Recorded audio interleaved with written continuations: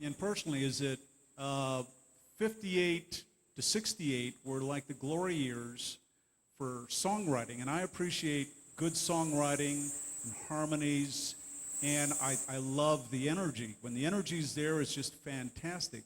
Now, something happened in the 70s called disco, which was still energy, nothing wrong with it, and it had melody line, and by the time we got to the 80s, of course, we're all getting into our 40s and 50s and the 80s, and now we're in the new millennium, and we still have this thing called rock and roll. But I want to hear from you all, what happened to rock and roll, and where is it today compared to when you were defining rock and roll? You know, it's a great question. There's been a lot of evolvement, I think, here, and I think you're starting to see it coming back around from the way it used to be. I listen to some of the music that my daughter plays in Austin, and it has a reminiscent feeling of what could be like it was when we were playing. I hear a group like the Mavericks. Their music is really good. They do good vocals. They do everything they do is good, and I think you're starting to see more of those kind of groups coming back again and starting to do what we used to play as just hard line, good, solid, straight ahead rock and roll.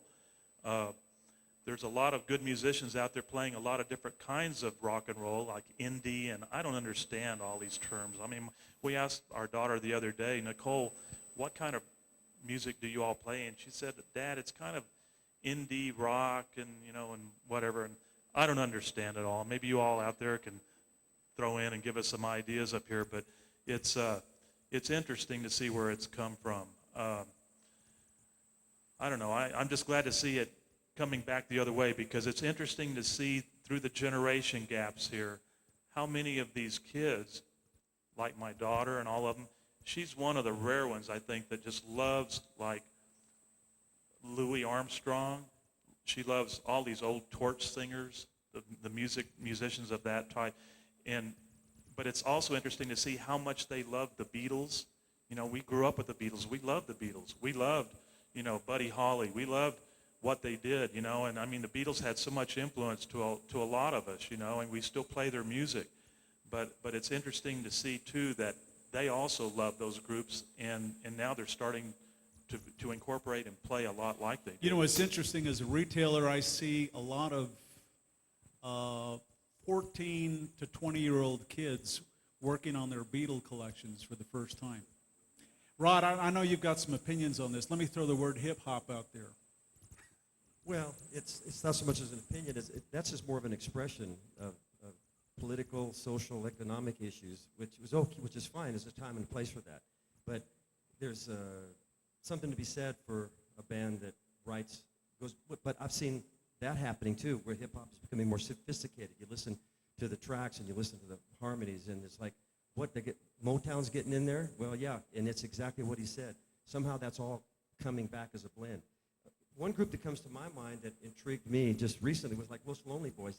They have a little bit of rhythm and blues plus the old classic rock and roll, and they're a hit. I love their songs. I love the group. Los Lobos has been doing it for a long time. They've incorporated, the two types of music, and they're still around, and hopefully the group's coming up and do the same thing.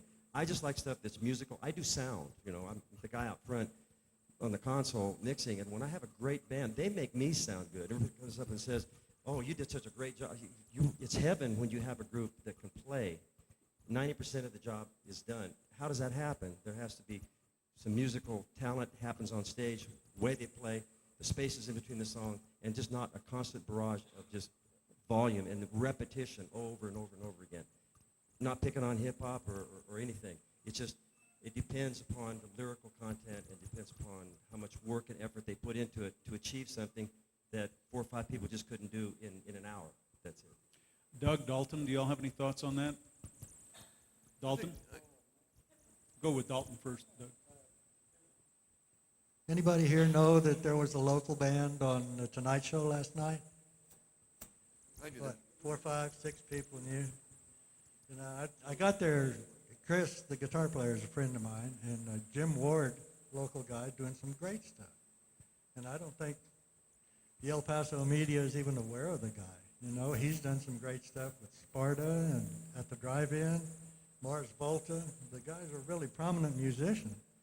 And I had listened to their new CD yesterday, and there's some great stuff on it. It's rock and roll, and it's probably stuff, if I had somebody give me a couple of hours, I could probably play most of the songs. I mean, rock and roll is just rock and roll, and everybody's got his own idea of what it is, but it's all good. I'm not really a fan of hip-hop, but I think that's in a whole different world from rock and roll, so I don't have much to say about that. Thanks, Dalton. How about you, Doug? Well, I got a little disappointed in the involvement of rock and roll because I thought the musicianship started to wane, my name, and not get better, because I remember through the 60s and the 70s, the musicians and the singers and everybody got good and they practiced and they perfected. And all of a sudden it turned into, I got a guitar I can play and I can sing, but I can't really sing. And they were hits, but that's the Now it's business. everyone's got a computer. Everybody's got a computer, but then I think now that's turning back again. My kid's got a band in Los Cruces called Liquid Cheese, and those kids play real well and they sing pretty good. I didn't know my son could sing, so when it comes to hip hop, I was thinking, well, I'm not going to comment on that. Then on the newest CD they just put out last week, he's doing a rap thing on there, so I got to really like it as of today. So I was disappointed that the musicianship didn't get better. And then a few guys, Eric Johnson and some of these monster guitar players, came out. And because I thought people aren't working at their, listen, a few guys up at Rod and Bobby and me, I'll take some credit here, pushed really hard over all these years to legitimize the business of music and the fact. I remember when Dalton and I couldn't get a room in Albuquerque because we were in a band. So I'm setting up bank accounts and I'm having cards and we're a legitimate business. And some of us, Rod and Bobby's got a great business mind, worked really hard at making sure we were recognized as a business like any other business on the street. And so I got to give these guys credit because that was hard work back then. We're just slug musicians in a lot of people's eyes. But some of us did it for a living, you know, and we had to take a lot of lumps. And when you can't get a motel room, and I understood why. So we had to talk our way in. Remember that? Yeah, if you want to stay somewhere nice, now you can go. I didn't say nice rooms. You know. So when it comes to I think suddenly music has gotten better, and certainly I give credit to the crossover of rock and roll into country, because if you listen to country, it's 70s rock and roll, and those are the best musicians there are. Those and jazz people are the excellers. And if you listen, that's the best recording done, it's the best fidelity, and that's the best pickers and the best players, depending on how you look at it. So I'm encouraged that now the music's starting to be musically better, not just stuff. And I think we went through 10 years of stuff there. Good. Any other thoughts or comments on this? Bobby's got some thoughts.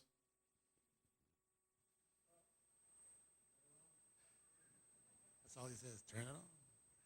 Anyway, no, I like musicians, and in my era, I used to practice the heck out of you guys because I wanted perfection.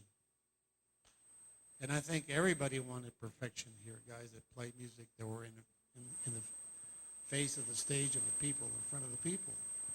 Because they would say, well, geez, these guys sound pretty good. Or, gee, they sound horrible, you know. So I didn't want to hear the horrible business. I always wanted to hear the good things because I took a lot of pride in my music, and I still do. I'll sit on the piano if I miss it. I say, jeez, let me do it again. But anyway, I just want to thank the musicians nowadays. There's a lot of great young kids that are playing music right now. I hear a lot of them. I love jazz myself. I love jazz. And at this present moment, I'm doing a recording. I'm doing some CDs. I'm doing some jazz. Rhythm and blues like Stevie Ray Vaughan. I'm doing that kind of a blues, but I want to get the horn section from North Texas State, and I got a couple of guys from Moss, and I got a couple of Little Joe, and we're doing this. And I want to do something before we disappear. And it's so important. And I just want to thank everybody here for knowledge of the music that are here. Thank you. Thank you, Bobby. We have some questions from the audience. I'd ask you to step over here, sir, if you would. We can get Hey, the George, microphone. I want to acknowledge this guy, too. I'd be remiss if I didn't Marcus. mention Hal Marcus, great musician from El Paso, great artist. Well, I got a couple of questions. First of all, I want to say you guys are really heroes. You're real heroes. Everyone knows that the hardest business in the world is music, and you guys are great, and we love you. We really do love you. I had the opportunity about 2 months ago to sit with Rod Crosby at the Village Inn till midnight, just talking about Bobby Fuller and his experience. And I just want him to elaborate a little bit. You told me two things that kind of stuck in my mind that I wished I could hear again. One is that Bobby Fuller paid you a great compliment. And the other one, you told me that, well, you can elaborate about it, is when the shit hit the fan, how you felt as a musician. You said you never wanted to play again because it was just so freaky. Could you just talk to us a little bit about that? Yeah, well, it wasn't so much about not playing at all. It was just about just staying here and getting a college degree, and it was really hard. I mean, I wasn't as attached even to what he was about, or even knew exactly what all was at stake there until much later. But it definitely had an influence, which is not a bad thing. I really think that if it was meant to be, that I was supposed to go on that way, that would have been a postponement, and it would have happened. But I was satisfied to stay here, and I wouldn't have the beautiful lady that I'm with. 42 years we've been together. That might have changed. I wouldn't trade that for anything. So, but to say that it had something to do with that, I mean, I might have went on and tried and failed, but I didn't even see any point in doing it because I was so affected by. I think what I had in common with Bobby was naivete. I didn't even know that existed, and I don't think he did either, to the degree that it had already cultivated itself in L.A. and all the major cities. This negative influence with drugs and manipulation and all that. There are unseen forces that had a lot to do with why Bobby ended up the way that he did, and that's nebulous. You could go on for days about that, but that just kind of surprised me. So I thought, well, I just stayed here in El Paso. I figured this is the way to go. And if I'd have had it in me, I can't blame that, the fact I didn't do more because Bobby was or wasn't alive. It worked out exactly the way it was supposed to be, and I wouldn't trade it for anything in the world. And what about the compliment that he gave you? Well, he paid a couple of compliments. He had asked me to be in his group. I guess it was somewhere back in '65 or prior to his death. And I declined because of loyalty to the group and the guys and a lack of confidence. It didn't really soak in at that time that I was even that good. And I found out later through another source, many years later, I had declined, but he had already made his decision, and that he selected Jim Reese. And the reason for that was because the person that told me this said that they waited a long time to tell me because they thought I would get upset. And I said, well, why is that? Well, because the reasons why Bobby didn't ask you to be in the band, and I said, or the fact that you thought that you could have joined the band. Never happened. He chose Jim Reese, and it was because I was such a good singer. I found out later. So he's inspired me through the years to have more confidence about what I was doing and to keep going. And now I'm enjoying it more now than I ever have. I can't say that I was even this good or that I enjoyed it this much as I do now, and that's because of the influence that he had on me, even years gone by of him being dead. That's all I can say. Okay, thank you. One more quick observation. For me sitting over here, I see these two gentlemen over here on the left side as being Mexican Americans, or the brown ones, and those guys being the white guys. But it seems to me that the brown guys were more successful in business. This gentleman was making $1,200 a week in L.A. while you guys were playing for $6 or $7 a night. So I congratulate you. Thank you. But we're still playing. Well, that's my question, actually, my comment, my point. I know that, El Paso had a lot of great musicians that came in and played here at the Coliseum and various places. And I know that various people have gone on to make it big. But one of the things that was really powerful for kids my age when we were listening to rock and roll was the impact of the rendezvous. And hardly anybody's mentioned that, and there's no paraphernalia.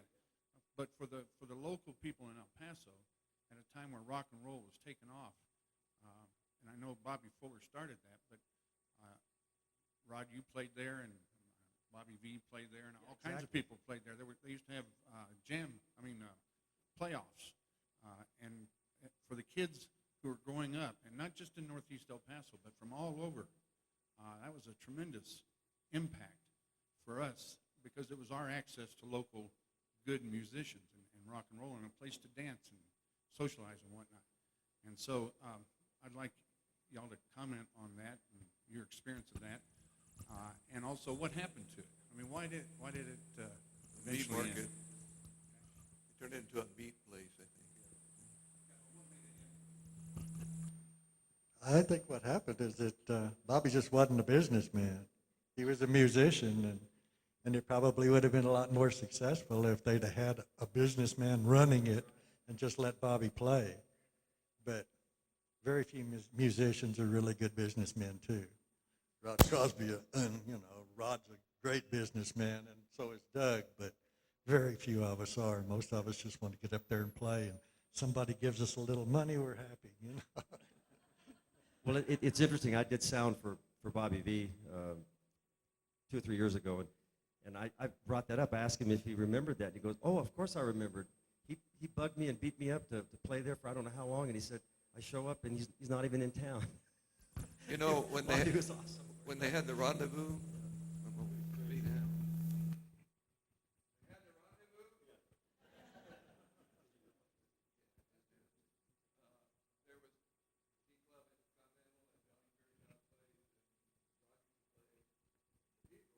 Try the mic, Doug. Go ahead. and there was some competition happening there, and quite frankly, it was. I was scared shitless to go out there, but I did. It was Northeast, and it was scary for a guy that went to Jeff or Burgess to go to Northeast, but we did, and there's also other stuff going on in the other parts of town, and we were filling the house just as well. But you're right, the rendezvous was because Bobby was there, and Bobby left. But two of the guys that are playing with Randall now, Billy Webb and Larry Thompson, were the guys that were playing at the rendezvous. They're in Randall's new group, so it lives on. There was the only game in town for kids at that time, too. And even before that, one of the first real bands I played in, out at McGoffin Junior High down on Hercules, they used to have dances every Saturday night. And everybody in town went because it was the only place in town that had a band. And we used to have some great times out there, and that was probably 5 or 6 years before the rendezvous. Lately, I've been talking with Sonny Melendres, and I have to give him a plug here real quick before we get out of this session today. SonnyRadio.com. Sonny is in San Antonio doing his thing, and he's really doing a good job with it. We've been talking a few times this week, and I want to give him a plug because, we've certainly plugged Steve Crosno in here and all the great things that Steve did. He was a great friend of many of us. But Sonny Melendres also did a lot for El Paso musicians. He was a local DJ and did some really great things. And I wanted to give him a plug and tell you, if you haven't seen SonnyRadio.com, go to the website and check it out. It's really quite good. And we're going to be doing some other things in the future with the museum, and you'll certainly see some stuff on Sonny. He was a great guy. Oh yeah, I knew that this trivia. Johnny Fairchild had a dog. What was the name of that dog?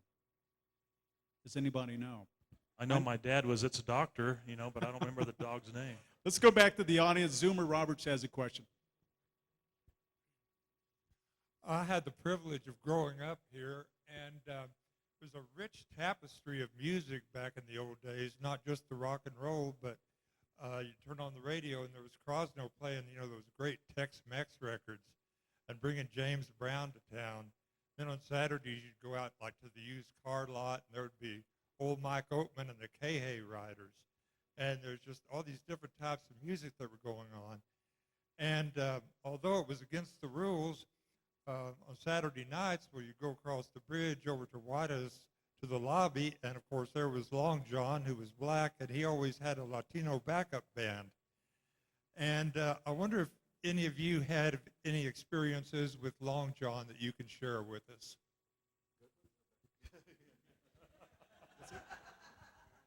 I got to know him when he used to go. I used to play at the lobby. I was a drummer at the time, and I was playing with Little Joe Washington and Chicken on bass. I don't know. They're old musicians, and Long John would sit there for hours and watch Little Joe.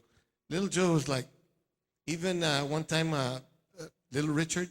I don't know if you're aware of it, but he broke up the band here in El Paso. He had a tent on Alameda Street called the Reverend Richard Penniman Show. He did a religious thing. I don't know how long he was here because I was traveling at the time, and I came here to play, and I took a week off. And when he did that, but I'm talking about when I played with Long John, and he would sit there and watch Little Joe and watch him. How do you do that?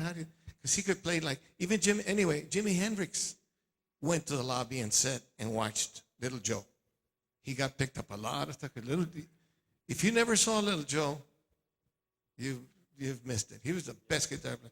I was later considered real good, but I was jazz and he was rock. What they call. You meaning Long John, not Little Joe, right? No, Little Joe. I'm talking about Little Joe. I just talking about Little John that he learned from Little Joe. He used to sit there. Except Little Joe was a drug addict and he was a wino. You know, so. His last name was Washington, though, right? Little Joe Washington. Yeah. Yeah, he ran off with the most beautiful girl at Burgess. Right. My neighbor He liked blondes. She was blonde. That was a big He deal. liked blondes. Yeah, I was playing drums and I was a drummer, and after that I started. I got in with the Rhythmaires, and I was going to play drums, but they had Rudy Molinar, who later became a police. He said, "So you play guitar? Play guitar." I said, "Well, I got to practice first." So I started a group called the Blue Kings, which they're still playing now. In fact, little Mike is playing with it. And so I learned how to play guitar. I learned 3 chords. That's all you had to know. G, C, and 7. And that was it. But that was my experience with Long John. You know, about 15 years ago, I had the privilege of spending about an hour with Long John, and I asked him about one of his most memorable highlights when he was playing in Juarez at the lobby. Long John commented to me that one night when they struck the set and they finished the show, a young kid came up to him and thanked him and just gave him all these kudos and accolades for what a great musician he was. And he asked the kid his name, and he said his name was Buddy Holly. And this was in the 50s sometime. But yeah, Long John Hunter, that's another, it's kind of like a little bit before the rock and roll era, but he was doing his own little thing here, and a museum could do something on that. Long John is currently living in Arizona, and he's still playing, plays all over the world, and Jim might be talking about it here in a little bit, but I know there's been some discussion about him coming back to El Paso and doing a concert. He doesn't want a whole lot of money. I think he wants like $2,500 to make an appearance, come over and play. So it's something that we're looking at. So it'd be kind of neat to have him back to his hometown of El Paso. Jack Woodbury went and toured with John about 3 years ago. I had to give him a ticket home. Real quick, From guys, Chicago. in all your performing years, you must have had one song that you really were good at, that you excelled at, that brought the house down. And I don't want to hear that there was a few of those songs. I just want you all to just starting with Bobby, we'll go down the line. What was your favorite song that you really enjoyed performing and that brought the house down that you remember? Well, besides my recordings, I used to do a all-night worker, and I used to do it my way. Everybody would always ask me after the gig. They would say, "Do you work all night long?" He says, "What do you mean?" He says, "Yeah, but your song, they thought that I recorded that song. It was, I think, it's Joe Bravo." But they always used to ask me that. But besides that, I used to love James Brown, and I used to do a lot of those tunes. But enjoyed it. Carlos? The song that I played really well, I thought, it was 1956. It was Honky Tonk by Bill Doggett. Bill Doggett. And the weird thing about it was I was working with Don Ho in Vegas. And this guy, this black man, older, he was probably about 70 at the time. He walks up to me and says, "You play guitar very well." He says, "Where are you from?" I said, "I'm from El Paso." He says, "You're very good." It says, anyway, I just want to thank you. My name's Billy Butler. And I said, "Billy Butler? Billy Butler? Yeah, Honky Tonk." I said, "Come here, come here." So I got him in the back of stage. I played it for him. He says, "Is that how I played it? Is that how?" He said, "I can't play it now. I have to relearn it. I've been playing it so many different ways that he didn't know it anymore. He did the basics. He thought it was great. He said, "You got it down pat." Cool. Dalton? I won't say that I played it any better than anything else, but I Fought the Law has got to be, Yeah. Was there the one that most people remember, and we got the most reaction to. Was there, nowadays there would be a remix or an extended version. Did you all ever do anything live with that song? That was like an extended drum solo in the middle of I Fought the Law, or was Bobby such a purist that he just... No, we pretty much played it the same every night. Okay. Rick? The first Las Vegas show band that I went on the road with in 1973 was a group called the Sounds Royale Show, and we played out in L.A. at the places like the Disneyland Hotel and the Rubens Chain and a bunch of other places out there. And during that time, of course, being a drummer, it's kind of, of course, I sang, but as far as a feature or a special song, I guess it would be the one where they featured me on 2001 Space Odyssey, and it was like about a 10 or 12-minute drum solo that I did, and I don't want to brag, but it was always a highlight for me to get a standing ovation. And being a performer, there's nothing like being acknowledged by a group of people standing up and applauding for you. It's the magnetism that happens between audience and performer. There's just nothing like it. And I think that's a lot of what keeps us going as musicians, is that feeling of that magnetism. And that was the one that I got when I did my 2001 Space Odyssey feature. Thanks, Rick. Rod? Well, it's hard to limit it to just one, but as far as my personal favorite, it was Solitary Man, until it became, I Fought the Law, exactly. But Proud Mary, that would be the song that would bring the house down. And if I didn't play that, when it came out for 3 years, if I didn't play that song 5 or 6 times out at Fort Bliss, every time I played, there was something wrong. Nobody was there. It amazed me. I didn't like the song that much. Yeah, I remember. Doug? I always brought the house down when I did De Colores. De Colores. Because they're going, what? Okay. I'm sorry. I don't know. It's like, I don't, and You were also a comedian, weren't you? working on it. I guess signature, Route 66, because we always started most of our shows with that. But I think my favorite, he's gonna fall. My favorite song to play was probably Enchanted Mesa, which I wrote. And I will take Excuse me, I didn't hear that. Enchanted Mesa, which was like our first album. Okay. I like playing that song as much as anything. I think the greatest form of flattery for us is when somebody else does your music. And so the greatest form of flattery to Bobby Fuller was that we've all played Bobby Fuller music. When Jim Reese recorded some of my songs and when Jerry Bright recorded some of my songs, I took that as flattering as anything. And then when I got a check in the mail 2 years ago out of nowhere for a song that we did with Randall Fuller. So to me, that was flattering that somebody recognized us in that manner. You know, the thing with Bobby, personally speaking, for a DJ, you know, we don't even hear the music anymore. We play it so much. I Fought the Law is one of those tired records that I just, forgive me, you just can't hear it anymore. But the beauty of Bobby, though, is that he was such a prolific songwriter, and I think his best work was never a chart hit. So I would encourage any of you that maybe even aren't into Bobby yet. And you know, the odd thing is that people in Europe or outside the United States recognize this.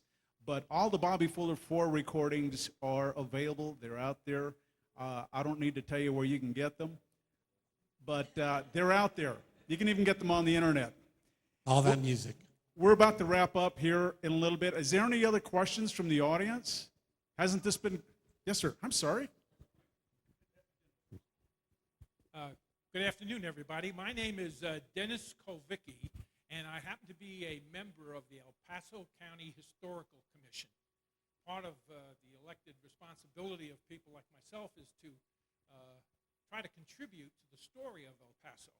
And the story of rock and roll in El Paso is a big story that has yet really to be told in such a way that all levels of government can get involved, not only in the appreciation of the music, but in the appreciation of the other side of the Texas coin. You can't make a silver coin with one side. I'm a non-performer, and I'm a dancer.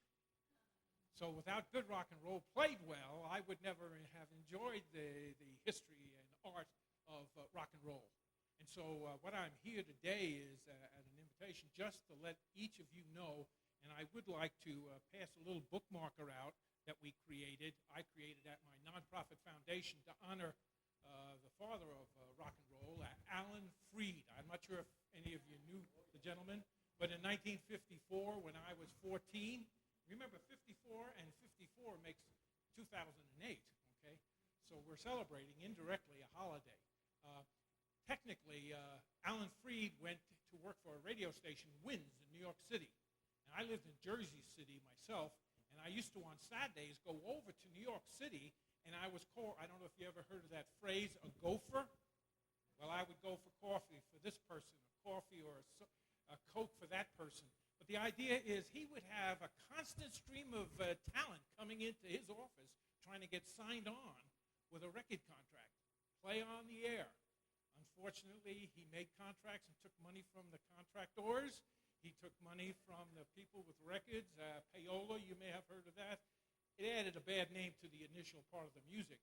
But I was there the very first rock and roll show in America. I was there, too, at also the New York Times Square Paramount Theater, where the police stood downstairs. Our African-American friends were upstairs. The whites were downstairs. And the police would say, no dancing in the aisles. I'll tell you, we were dancing by the end of that concert. Now, of course, Alan Freed died in 1965. I would say during the heyday of rock and roll. His legacy is he's been admitted as a founding member of the National Rock and Roll Hall of Fame in '91. But the word rock and roll, he coined. So where credit is due, I'm here today, and I will pass something out to each of you with my email on it. If there's anything that I can do, I'm a rock and roll aficionado, but on the dancing side of it, we're hoping to work with young people in the 7th, 8th, and 9th grades. Unfortunately for us today, we all are sitting on fat banjos. We need to get up and get out and dance again. And so the kids could be reintroduced with their grandparents, whose age I represent, and appreciate the music of rock and roll. So I am here today, to do two things. To let you know that I'd love to find ways and means to promote the history and heritage of rock and roll in El Paso at the level of the El Paso County Historical Commission. And secondly, if you guys have any ideas on ways and means we could partner together for health reasons, let's dance again. Dance and be fit ought to be a program. Thank you, Dennis. Absolutely. Yeah. It's a little note on Alan Freed, okay? And I thank you all for your great service today.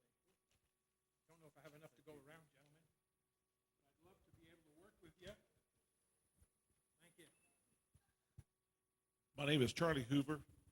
I know a few of you guys. I just want to let you guys know that I was a kid. I used to go to Gaylord's house.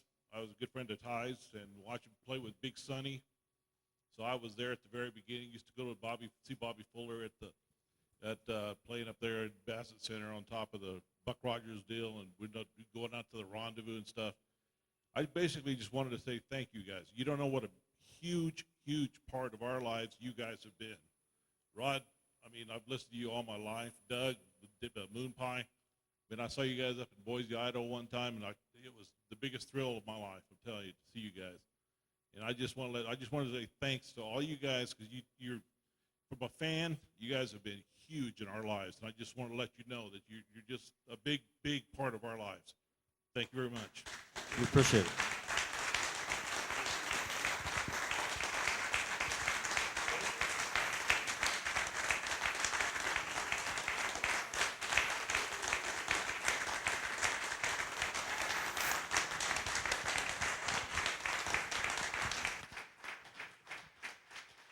You all don't run off. We've got some important acknowledgments. I'd like to bring Jim Murphy up here, but before I give the mic to Jim, we'd like to acknowledge all the contributors to this fabulous exhibit. That if you've already told your friends, thank you, but please spread the word. I don't know how much longer it's going to be here. At least another couple of 2-3 weeks, right, Jim? Anyway, Sanders Wingo Advertising, myself, George Reynoso, all that music and video, Rick Kearns, El Paso Musicians,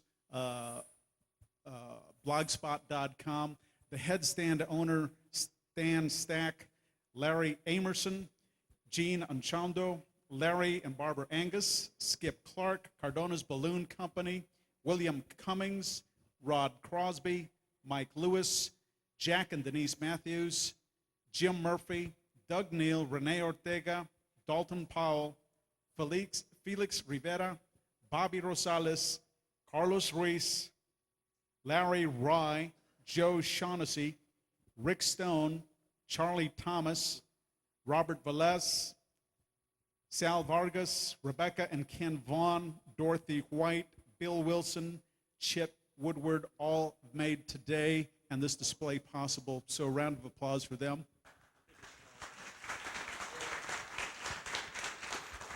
I am done talking, but I want to introduce you to Jim Murphy, the foundation director here at the History Museum.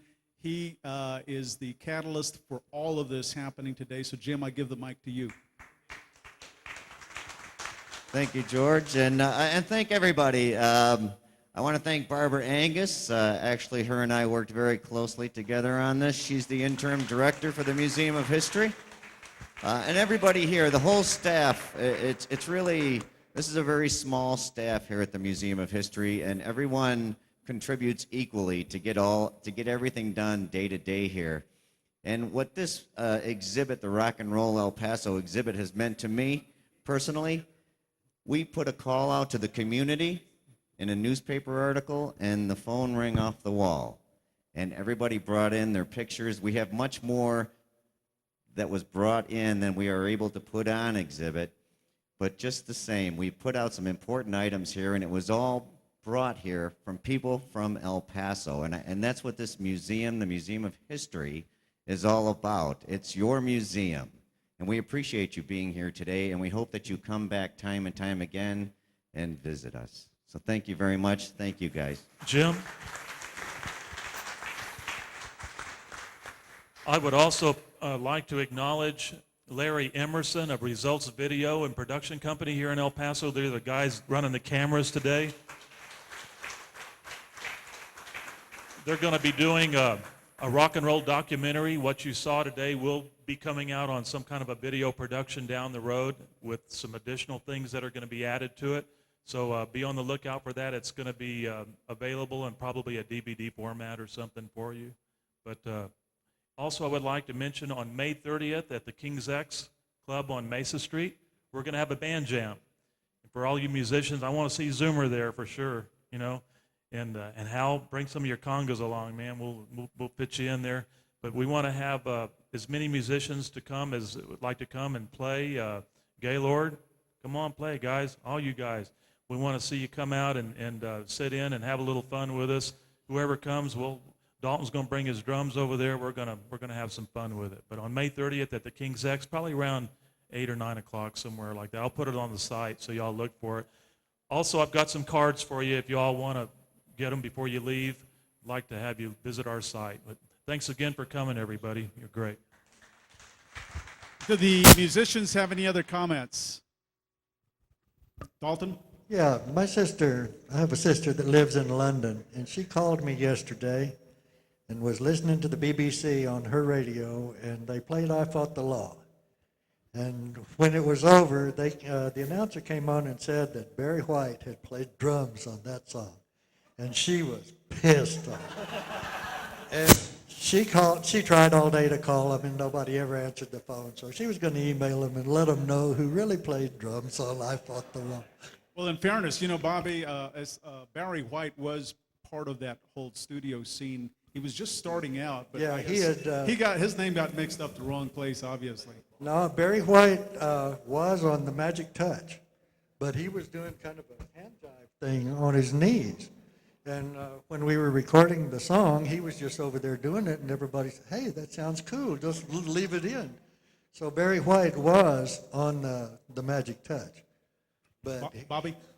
I just want to thank everybody coming over here and for all of us to be here and being acknowledged. And I want to thank my family, my wife, my beautiful wife, and my 3 sons. I just want to thank all of my sons and my grandchildren. That's what it gets to, grandchildren. Thank you all for participating, and with that, we'll wrap it up, folks. You're welcome to stick around and visit privately. I'm sure we'll all be doing that here for a while. Thank you. Now we need a ladder to get down.